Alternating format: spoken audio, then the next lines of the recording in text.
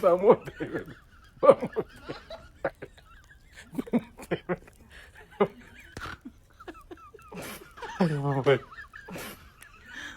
ጾም ነው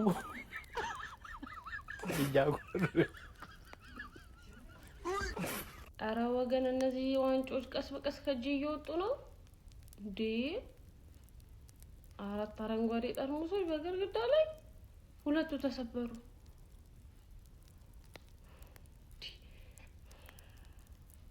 ለ4 ዋንጫ የተጠበቀው ሲቲ ነው እንዴ?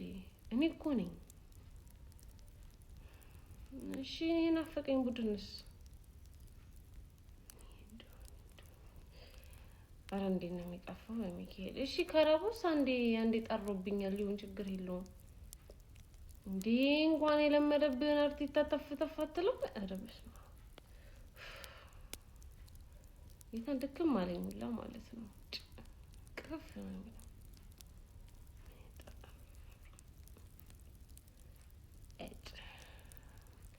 በቃ ትልቁን ጠብቁ። አብዛኞቻችሁ በጣም ተቃጥለሃል ብላችሁ ልታስቡ ትችላላችሁ። ልክ ናችሁ። በአንድ ሳምንት ከሁለተኛ ቶርናመንት ወተናል ነው ምልሽ። አሁን ስፖርቲንግ ጠብቀሽ ደግሞ ለጥፈሽ ከሶስተኛ አስወጪ። ይሄ 14 ጊዜ የበላሁት ዋንጫ ነው። ገባ አይደለ? እኔን ካላስከበረኝ የሚበላውን ሰው ያስከብረዋል ብዬ አልገምትም። ኖርማል ነው። እኔ ፎከስ ማድረግበት ቦታ አለ። ዘንድሮ ጨው ወፍ ነው የምልህ። በቃ እራት ውሃ ሚል እራት ነው ለመብላት የታደል ነው የምልህ። ተረዳኝ አይደለ?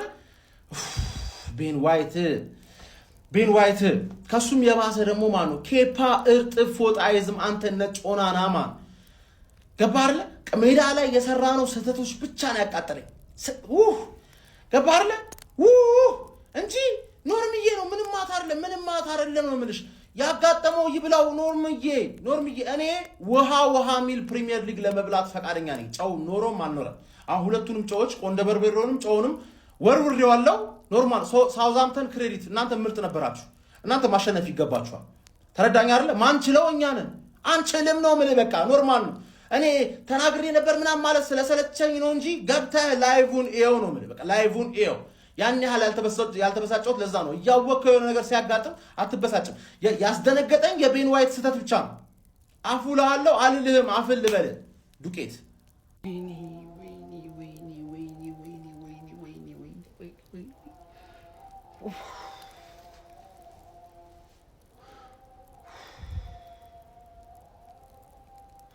አልተዘጋጀሁበትም።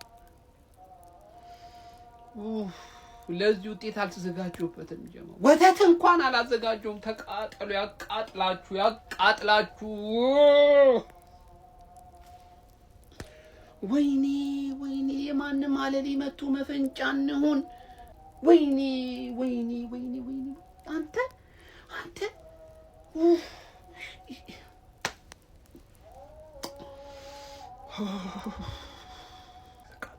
ተቃጠሉ።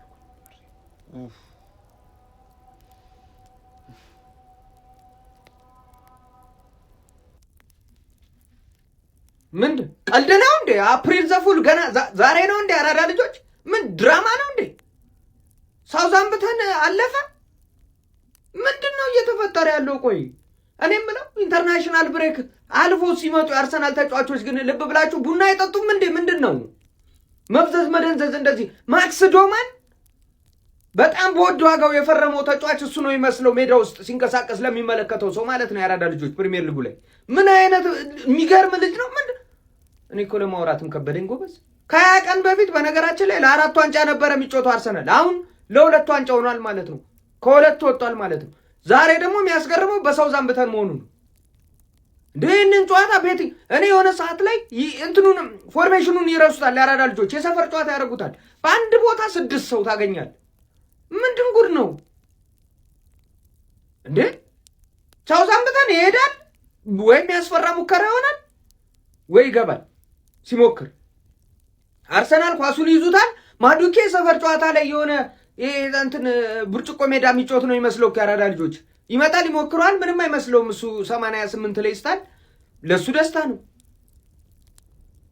ምንድነው ግን የሚካኤል አርቴታ ቡድን ጋር የሆነ ሹክ ያለ ነገር አለ። የአራዳ ልጆች አይ መጣራት አለበት።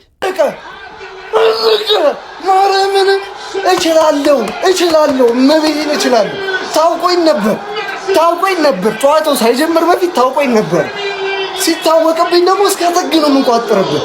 በሳውዛምፕተን ቻው፣ ከኤፍ ኤ ካፕ ቻው፣ ትሬብልም ታስቦልኝ ነበር ቻው። ምን ነበር የሚለው ያ ሙዚቃ? አስታውሰኝ።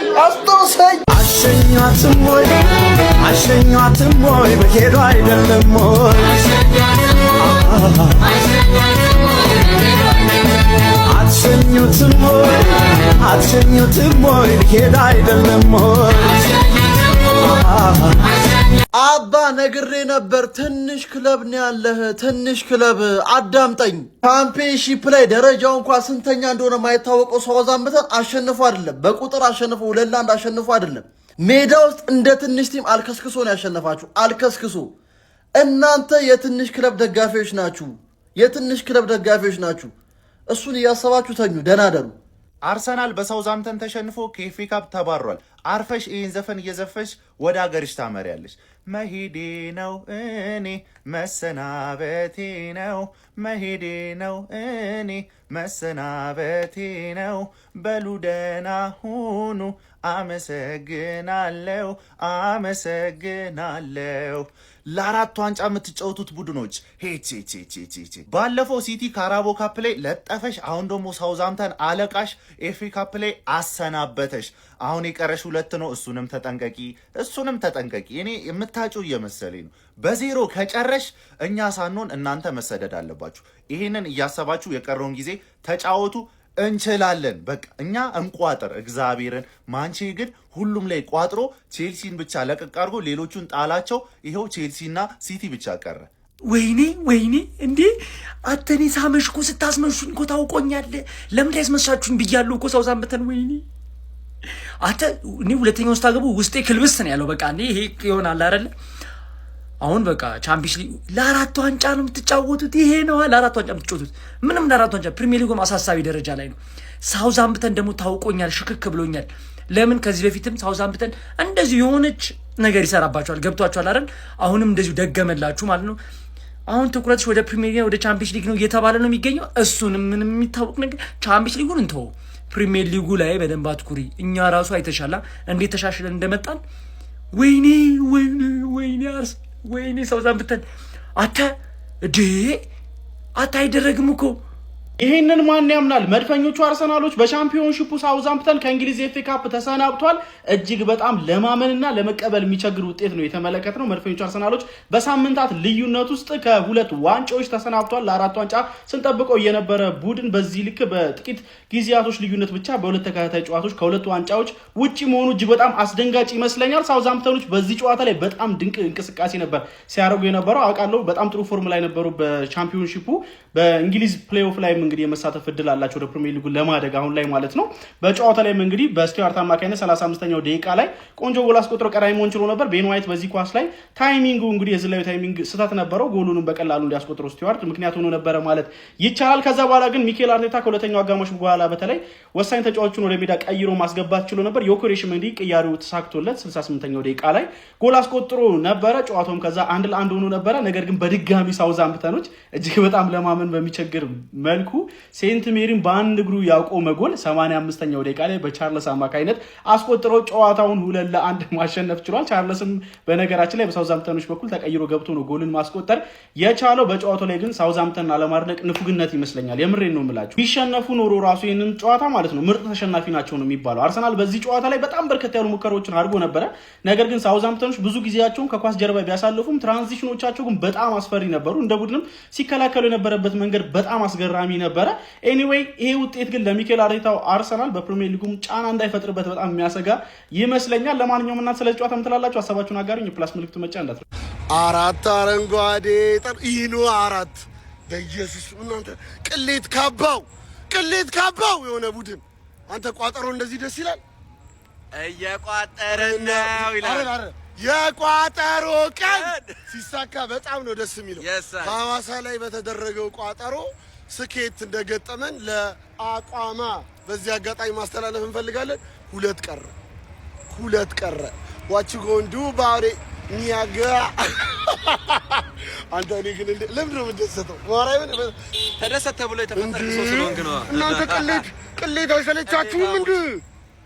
በኢየሱስ ስም አድግሞች በቃ ተሰጥቶሻል። ገብተህ ምን ታደርጋለህ? ጠቅለል ብለህ ለጥ ትላለህ። ፎቅ አውቀው እያለውላ እንደውም እንትን ብዬ በዘግብላችሁ ደስ ይለኛል። በአጠቃላይ ወጣ ይሰማላለት ቪዲዮውን ከዘጋ ነው በኋላ ማተገኘ ዋናው ዱነክ ማለት ነው። ይግባል 3 የተለያዩ ዋንጫዎች በግድግዳ ላይ ድንገት አንዱ ወድቆ ቢሰበር 2 ይቀራል። ምነው ወያልዬ ምን ሆንክብኝ? ምነው ምን ሰዓቱ ደረሰ? ደውሉ ተደወለ። በቃ ጨረስ ጫፍ ላይ ወራጅ ነህ። በቃ በነካጅ ፕሪሚየር ሊጉንም ላሽ በለዋ። ምን ይሰራላል? እሱም ቢሆን እኮ ያው ነው ላሽ በለው። እውነት ብያለሁ። ወይኔ ወያልዬ የኔ ምስኪን እውነት አሳዘንከኝ። ከልቤ ነው ደግሞ አይዞን በቃ አይዞን በቃ ያቻሉ የተለመደው እኮ እንደተለመደው በቃ አይዞን በቃ ወያልዬ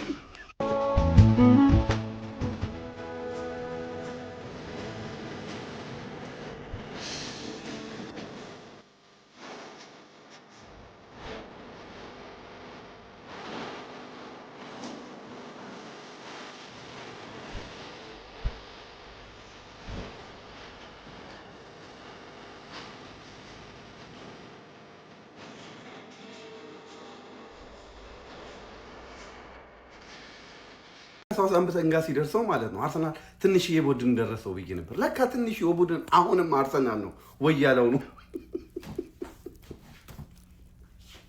ይሄ ከግሪምስቢ ታውን ጋር አይተናነስም። ከሁለተኛ ዲቪዚዮን የመጣ ቡድን የተንኮታኮተ ቡድን ዋንጫ እንበላለን 4 ዋንጫ ትሬብል ምናምን ስትሉ የነበሩት ይሄ ከትርፍ የውርደት ጋር አይተናነስም። በግሪምስቢ ታውን ተባሮ አልነበረ? ይሄ አይተናነስም። ኧረ ግን እናንተ ግን የእናንተ ውርደት በዛ ወያለው በዛ። ይሄም መሳቂያነታችሁ በዛ። ምን እናርግሽ? አትንቆሩን ታው ልትሳደቡ ምናምን ነው አይደል? ራስን ስደብ እንዴ። አርሰናል ሚቲቲዬ ቡድን ነው የምንለው በምክንያት ነው። ሚቲቲዬ ቡድን ጎስት ስትለፈልፍ ነበር ሊቨርፑል ተሸነፈ ብላ ግድ ምናምን። አርሰናል ግን ቲምሽ ይችን ነው የምታክለው። ተነጋግረው እኮ ገብተው ማለት ነው ቋሚ 11ን ተጫዋቾቹ ተቦዳድነው ገብተው ቢጫወቱ ማሸነፍ የሚችሉት ቡድን እኮ ነው ሳውዛምፕተን። ጋብሪኤል ማርቲኔሊ የምትባል ሰውዬ ከነ ይሄ ጄሱስ ከምትባል ሁለታችሁ ማለት ነው በደንብ ፎከስ አድርጋችሁ አረብኛችሁን አስተካክሉ። በቃ አረብኛችሁን አስተካክሉ። ወደዛ ከክለቤ ውጡልኝ። እኔ ጄሱስ የሚባል ሰውዬ ድሮም አትመቸኝም። በእናትህ ኬፓ ምንም ግራ የገባ ሰው ነው። ድሮም ከቼልሲ ዮሐን ጋርሻ ልናስፈርም እንደነበር ታውቃላችሁ አይደል? ይሄ ፋይናንሻል ምናምን ነገር ብለው ነው ይህንን በረኛ ያመጡብን። በጣም ነው የምትቀልዱብን። ምንድን ነው? እኔ ምሬ ነው የምላችሁ። ሜንታሊቲያቸው ወርዷል። በቃ ተነሳባቸው፣ በሽታቸው ተነሳ። ይሄ ትልቅ የሜንታሊቲ ችግር ነው ጋይስ። እግዚአብሔር ነው የምላችሁ። ታክቲክ ምናምን ነገር ተጫዋቾቹ ስኳድ ሮቴሽን ምናምን አይደለም።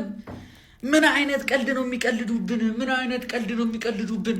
ከሳውዛምፕተን ጋር በእንደዚህ አይነት ስታንዳርድ መጫወት ምን አይነት የደደብ ስራ ነው?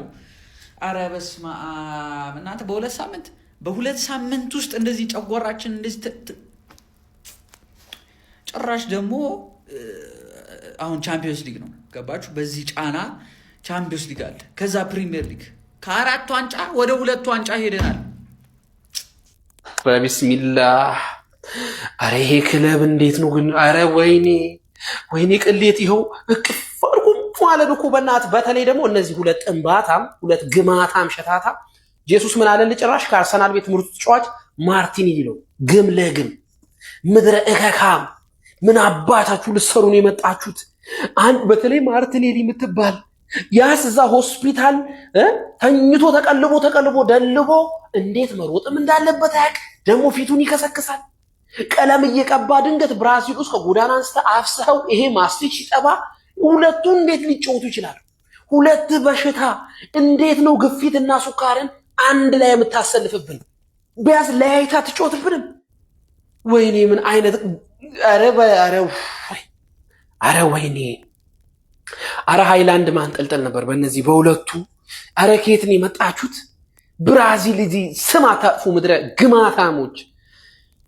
ወይኔ ቢስሚላህ ለነገሩ ምን ዛሬ የአርሰናል ደጋፊዎች ምን አይነት ስሜት ሊሰማቸው ይሆን? ሌሊቱ እንዴት ያልፍላቸው ይሆን? የአርሰናል ደጋፊዎች ይህ ከባድ ህመም ነው። ይህ ከባድ ጭንቀት ነው። ሚካኤል አርቴታ የጭንቀቱ አቀነባባሪ ዋነኛ ሰው ነው። ምክንያቱም ቋሚ አሰላለፍና አቃየር ከፍተኛ ስህተት ታይቶበታል።